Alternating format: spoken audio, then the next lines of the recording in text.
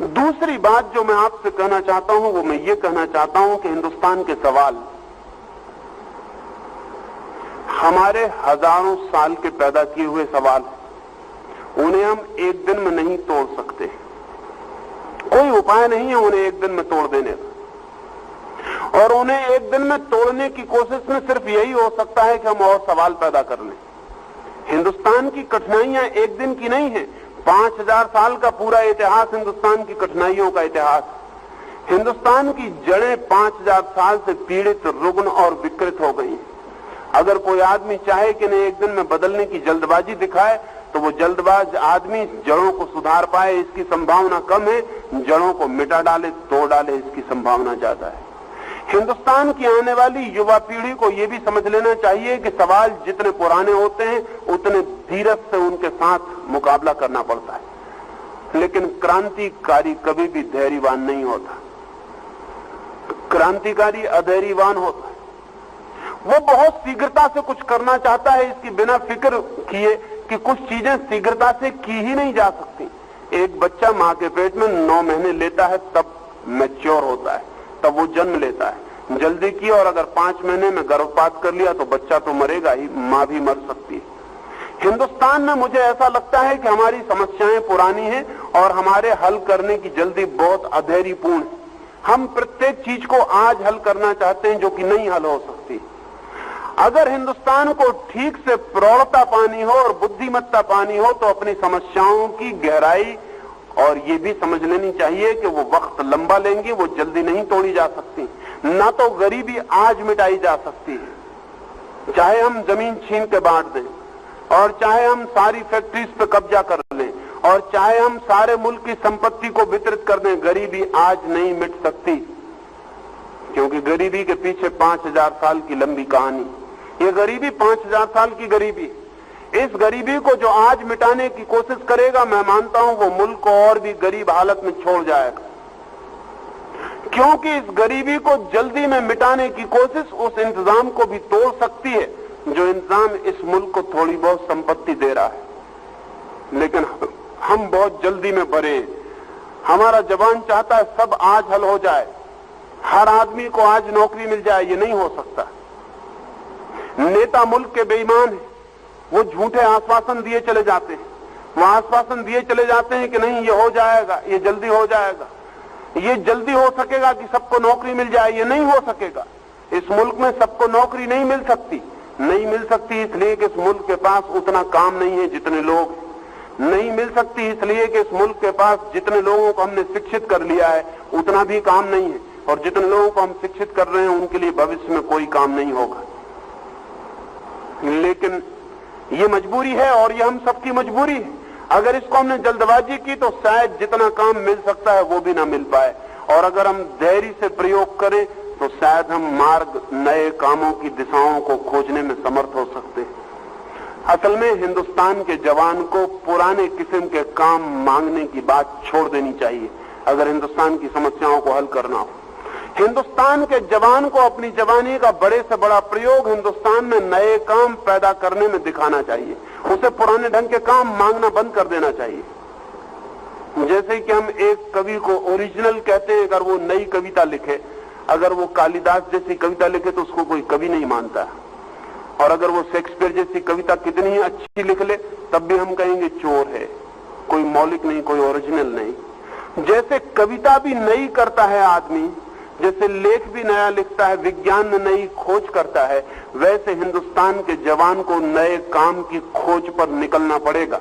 1000 तरह के नए काम खोजे जा सकते हैं, लेकिन हिंदुस्तान के सब जवान पुराने दरवाजों पर दस्तक दे रहे हैं। उन पुराने दरवाजों के काम चुक गए। सच तो यह है कि पुराने दफ्तरों में जरूरत से ज्यादा आदमी, और ध्यान रहे जहां 2 आदमी काम कर सकते हैं, अगर वहां 6 आदमी हो गए तो जो काम 2 आदमी करते थे वो 6 आदमी और बिगाड़ देंगे, वो 6 नहीं कर पाएंगे। हिंदुस्तान में मजबूरी यह है कि हर जगह ज्यादा आदमी है, और जहां भी जरूरत से ज्यादा आदमी होते हैं वहां इफिशियंसी कम हो जाती, वहां कुशलता कम हो जाती। अंग्रेज जिन दफ्तरों में 1 क्लर्क से काम चला रहे थे वहां आज 10 क्लर्क, और अंग्रेज का 1 क्लर्क जितना काम कर रहा था उतने 10 क्लर्क नहीं कर रहे हैं। असल में 10 क्लर्क कर ही नहीं सकते उतना काम, एक जितना काम कर सकता है वो 10 नहीं कर सकते। अगर एक के लायक ही काम है तो 10 सिर्फ उसको बिगाड़ने वाले सिद्ध होंगे, और इस तरह काम को फैलाएंगे कि वो 10 के योग मालूम होने लगे, और काम इस बात ही फैलता हुआ दिखाई पड़ेगा लेकिन होता हुआ दिखाई नहीं पड़ेगा। हिंदुस्तान की पूरी नौकरशाही काम को फैलाने का काम कर रही, काम को हल करने का काम नहीं कर रही, क्योंकि काम जितना फैलता है उतनी जगह बनती है। लेकिन ये जगह बोगस, इनसे कोई मुल्क को उत्पादन और मुल्क को नई दिशाएं नहीं मिलती। लेकिन क्या वजह है कि हिंदुस्तान में हम नए काम न खोज सके?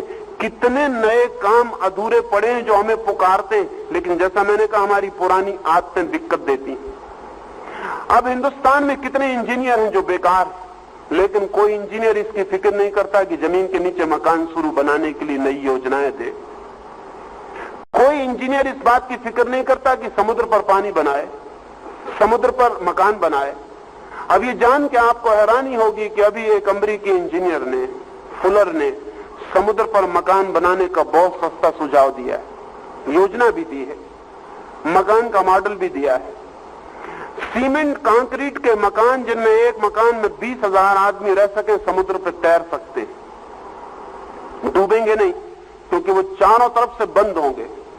उनके भीतर हवा का जितना वॉल्यूम होगा वही उनको समुद्र के ऊपर तैराने का कारण बन जाएगा। वो जमीन पर बनने वाले मकानों से सस्ते होंगे और जमीन को घेरेंगे नहीं। और हिंदुस्तान को तो जमीन की जरूरत है। हिंदुस्तान पर जमीन जितनी गिर जाएगी उतना भोजन मुश्किल में पड़ जाएगा। हिंदुस्तान के इंजीनियर को फिक्र करनी चाहिए कि पानी पर मकान बनाए, हवा में भी मकान बनाए जा सकते हैं। एक दूसरे ब्रिटिश इंजीनियर ने हवा में मकान बनाने का मॉडल दिया, लेकिन हिंदुस्तान के बच्चे कब इस दिशाओं में सोचेंगे?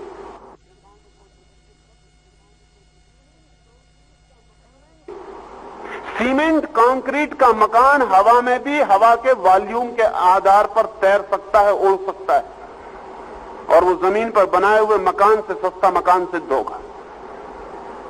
लेकिन हिंदुस्तान का इंजीनियर जमीन पे मकान बनाता चला जाएगा। मकान भी वो उस ढंग से बना रहा है जिस ढंग से 5000 साल पहले हमारे बाप दादे बनाते थे।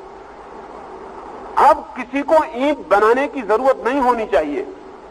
ईंट तब बनती थी जब हम पूरी दीवार सीधी नहीं बना सकते थे। अब हम पहले ईंट बनाएंगे, फिर ईंट को हम जोड़ेंगे, फिर आकर दीवार बनाएंगे। अब तो दीवार सीधी बन सकती है। अब इतनी मोटी दीवारों की भी जरूरत नहीं।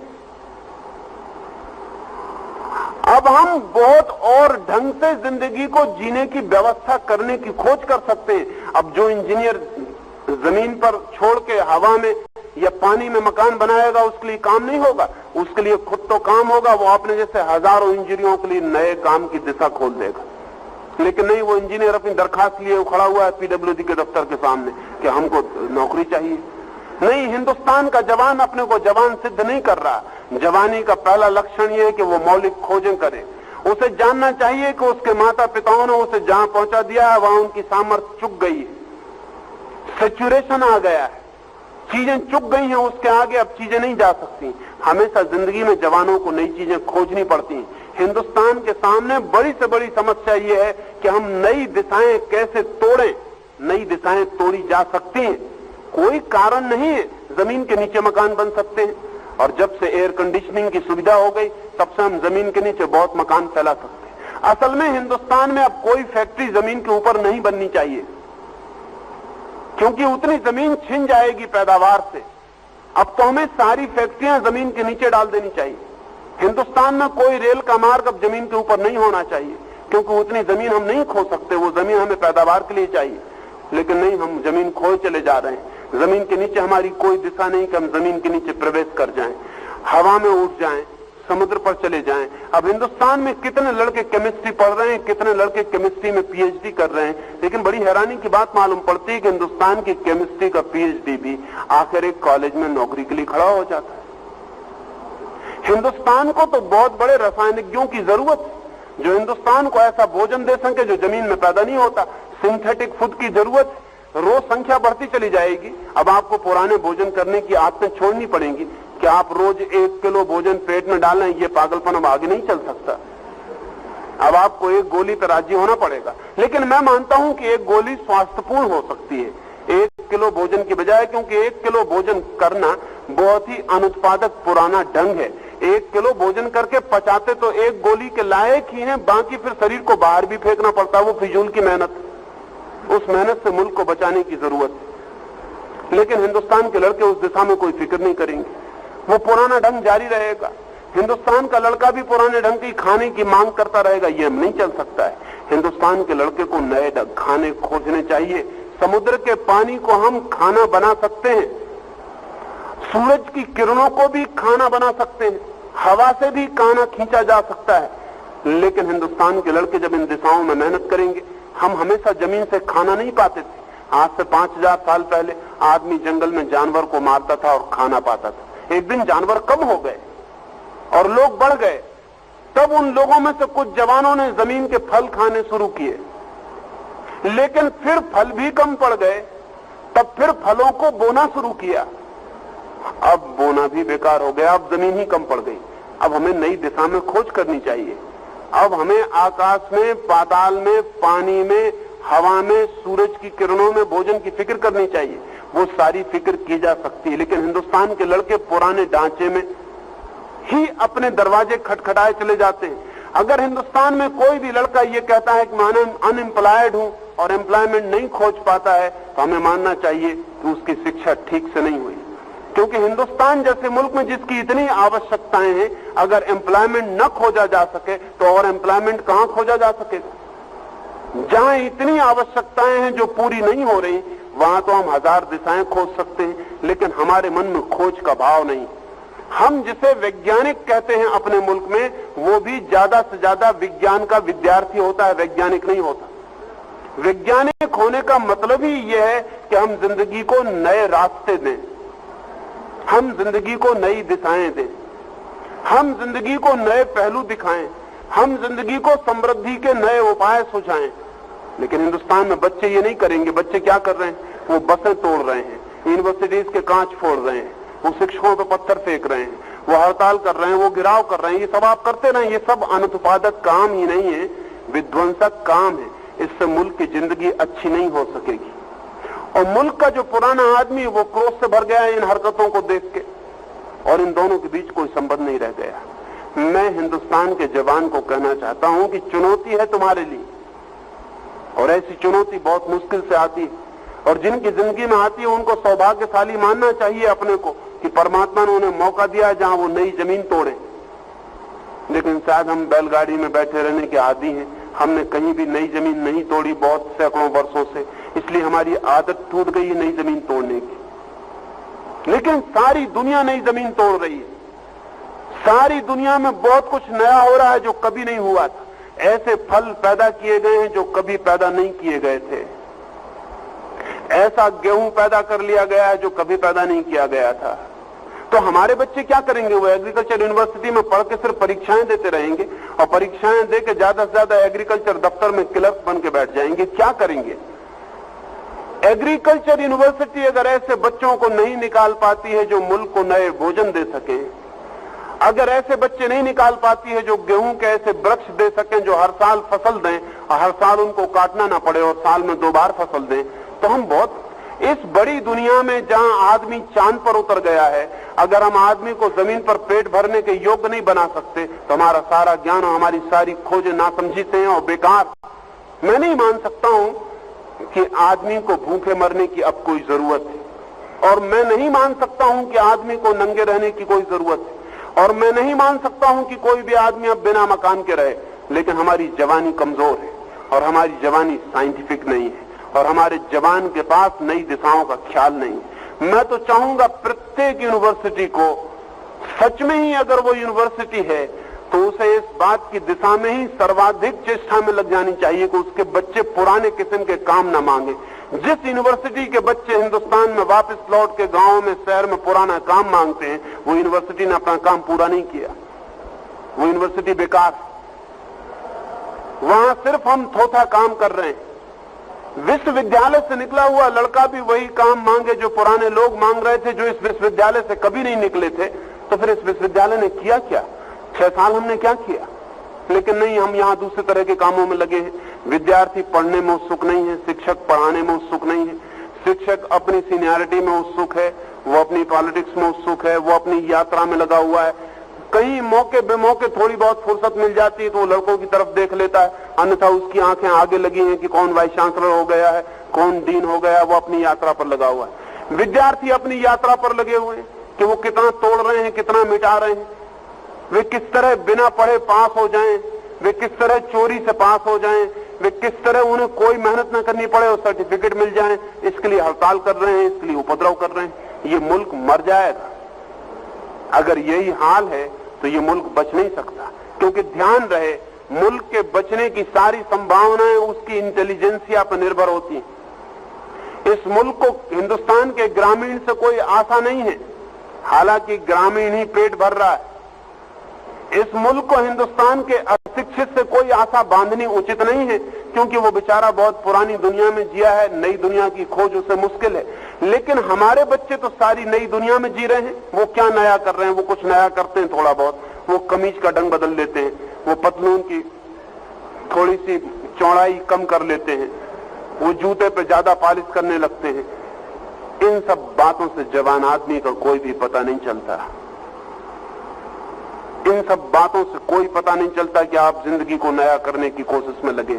ना तो नए कपड़े बदल लेने से, न जूते की रौनक बदल लेने से, न थोड़ा पॉलिश ढंग से बोलना सीख लेने से कोई आदमी जवान होता है। जवानी का एक लक्षण है कि जहां पुरानी पीढ़ी ने छोड़ा था दुनिया को, हम उसे आगे ले जाएं। जहां पुरानी समस्याएं थी वे वहीं न रह जाएं, हम उनसे हल करें। लेकिन हम समस्याओं को हल करने में उत्सुक नहीं है। पूरे मुल्क का जवान ये कहता है हमारी समस्याएं हल करो। कौन हल करे? कौन जिम्मेवार है? सारे हिंदुस्तान के लड़के ये कहते हैं हमारी समस्याएं हल करो, जैसे कि पुरानी पीढ़ी का कोई जुम्मा है सारी समस्याएं हल करने का। पुरानी पीढ़ी आपकी समस्याएं हल नहीं करेगी, नहीं कर सकती है। अगर बोले और आश्वासन दे तो झूठे आश्वासन है। आपकी समस्याएं आपको हल करनी पड़ेंगी, जिम्मेवारी आपकी है। ये शिकायत किसी और से नहीं हो सकती। अगर नहीं हल कर पाएंगे तो हम भूखे मरेंगे, परेशान होंगे, दुखी होंगे, और अगर हल करेंगे तो हम सुखी हो सकेंगे, हम मुल्क को समृद्ध कर सकेंगे, संपन्न कर सकेंगे, शक्ति दे सकेंगे। सारी दुनिया संपन्न होती जा रही है, हम क्यों गरीब होते चले जा रहे हैं? आज अमेरिका या स्वीडन या स्विट्जरलैंड या नॉर्वे में सवाल यह है कि उनके पास इतनी संपत्ति है, उसका वो क्या करें? और हमारे सामने सवाल ये है कि हमारे पास इतने आदमी हैं, इनके लिए हम कहां से संपत्ति दें? आखिर उनके पास भी हमारे जैसे ही मन है, बुद्धियां हैं। हमारे पास कोई कम बुद्धि नहीं है किसी से, लेकिन ऐसा मालूम पड़ता है हमारी बुद्धि लड़ने झगड़ने में व्यय हो जाती। हमारी सारी बुद्धि लड़ने झगड़ने में व्यय हो जाती। हम इतने लोग यहां बैठे हुए हैं, अगर हम सब आपस में लड़ने लगे तो इस हाल की सारी ताकत नष्ट हो जाएगी। लेकिन अगर हम सारे संयुक्त होकर किसी सृजन में लग जाएं तो हम शायद कुछ बना पाएंगे। और जिन चीजों के लिए हम लड़ रहे थे वो सहयोग से निर्मित हो सकती हैं, और जिन चीजों के लिए हम लड़ रहे थे अगर लड़ते ही रहे तो वे कभी भी निर्मित न होंगी। जो निर्मित है वो भी टूट जाएगा। इस समय हिंदुस्तान को सहयोग की एक फिलसफी चाहिए, एक कोऑपरेशन की फिलसफी चाहिए। लेकिन हिंदुस्तान में जितनी फिलसफीज आज प्रचलित है, चाहे कम्युनिज्म, चाहे सोशलिज्म, और चाहे जनसंघ, और चाहे कांग्रेस, और चाहे कोई भी, वे सभी कॉन्फ्लिक्ट की फिलसफीज है। वे सब ये सिखा रही हैं कि लड़ो, वे सब ये सिखा रही हैं कि दूसरा जिम्मेवार है।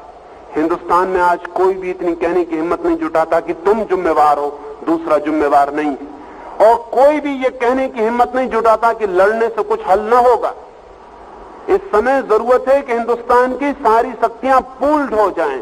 हिंदुस्तान की सारी शक्तियां इकट्ठे होकर अगर श्रम करें तो कोई कारण नहीं कि 20 साल में इस मुल्क में भी समृद्धि का सूरज निकल सके, और कोई कारण नहीं कि हम भी आदमी की जैसी जिंदगी बसर करने योग्य हो सके, और कोई कारण नहीं कि हम जानवर की तरह भूखे और प्यासे और नंगे और जमीन पर भिखारी की तरह हाथ फैलाए हुए फिरते रहें। हमारे देश के नेता सारी दुनिया में भीख मांगने के सिवाय और कुछ भी नहीं कर रहे हैं। वो भीख मांग के इस मुल्क को कब तक बचा सकते हैं? और हमें जो थोड़ी सी रौनक दिखाई पड़ती है, ख्याल रखना वो रौनक हमारी नहीं है, वो अमेरिकन गेहूं की, वो ज्यादा देर नहीं चलने वाली। आज अमेरिका में 4 किसान जितना काम कर रहे हैं, उनमें से 1 किसान की मेहनत हिंदुस्तान को मिल रही, लेकिन अमेरिका के इकोनॉमिस्ट परेशान हो गए। अभी वहां के बहुत विचारशील लोगों ने यह कहना शुरू कर दिया कि अब हिंदुस्तान को और सहायता देनी गलत। क्योंकि ये सहायता हम कब तक देंगे? और जिस दिन ये सहायता बंद होगी उस दिन हिंदुस्तान में इतना भयंकर अकाल पड़ेगा कि सब जिम्मेदारी हम पे आएगी कि इन्होंने सहायता देनी बंद कर दी, इसलिए यही जिम्मेवार है। इसलिए अमेरिका का वैज्ञानिक तो सलाह दे रहा है, अर्थशास्त्री सलाह दे रहा है कि अब सहायता बंद कर दो, अब ये सहायता आगे खींचनी उचित नहीं, फिर ठीक भी नहीं। मैं भी मानता हूं हिंदुस्तान को सहायता अब नहीं दी जानी चाहिए, क्योंकि सहायता की बहुत आदत भी शायद नुकसान पहुंचा सकती है। हम अपनी मुसीबतों में छोड़ दिए जाने चाहिए। अगर हम अपनी मुसीबतों में संघर्ष कर सकते हैं मुसीबतों से, लेकिन हम अपने से संघर्ष करने से बचें तो हम मुसीबतों से संघर्ष करें। दो ही रास्ते हैं, या तो हम लड़ें या हम मुसीबतों से लड़ें, लेकिन हम आपस में लड़ेंगे तो हम संघर्ष मुसीबतों से नहीं कर सकते। लेकिन पूरा मुल्क आपस में लड़ने में बड़ा आतुर है और हम अपने को लड़के नष्ट करते रहे हजारों साल तक, आगे भी हम अपने को लड़के नष्ट करते रहेंगे। और हम ऐसी फिजूल की बातों पर लड़ते हैं जिनका कोई अर्थ नहीं है। कहीं भाषा पर लड़ेंगे, कहीं धर्म पर लड़ेंगे, कहीं मंदिर मस्जिद पर लड़ेंगे, कहीं हजरत मोहम्मद का बाल चोरी चला जाएगा तो लड़ेंगे, कहीं किसी शंकर जी की पिंडी टूट जाएगी तो लड़ेंगे। हम इतनी फिजूल की बातों पर लड़ रहे हैं कि सारी दुनिया भविष्य में हम पे हंसेगी कि हमारे सामने बड़े बड़े सवाल थे, उनको छोड़ के हम इन पे लड़ते रहते हैं। बड़े सवाल है मुल्क के सामने, शायद मरने और जिंदा होने का सवाल है, शायद जिंदगी और मौत का सवाल है।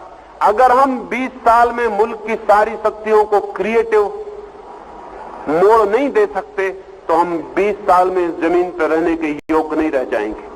1978 और 1985 के बीच हिंदुस्तान में इतने बड़े अकाल की संभावना है जिसमें 10 करोड़ लोगों से लेकर 20 करोड़ लोग तक मर सकते हैं।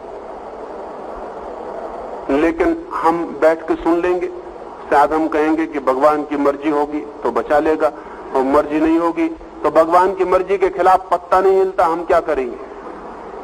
ऐसे नहीं चलेगा। हमने भगवान की मर्जी बहुत जगह से तोड़ दी, हमने जन्म दर कम कर ली, हमने बीमारियों का इलाज कर लिया है, हमने मृत्यु दर तोड़ डाली और उधर हम बच्चे पैदा किए जा रहे हैं। अभी हेल सियासी ने इथोपिया में एक अमेरिकन कमीशन बुलाया, क्योंकि इथोपिया में बहुत बीमारियां हैं और बहुत मृत्यु दर है। तो एक अमेरिकन मेडिकल कमीशन को बुलाया तो उसने जांच पड़ताल करवाई और फिर हेल सियासी को उन्होंने अपनी रिपोर्ट दी, और अपनी रिपोर्ट में उन्होंने कहा कि आपके मुल्क में जो पानी है वो रुग्ण है, और आपके मुल्क में पानी पीने का जो ढंग है वो बीमारी फैलाने वाला है, और आप गंदा पानी पीते हैं। इथोपिया में सड़कों के किनारे जो पानी भर जाता है और जानवर जिसमें घूमते रहते हैं, उस पानी को भी लोग पीने के काम में ले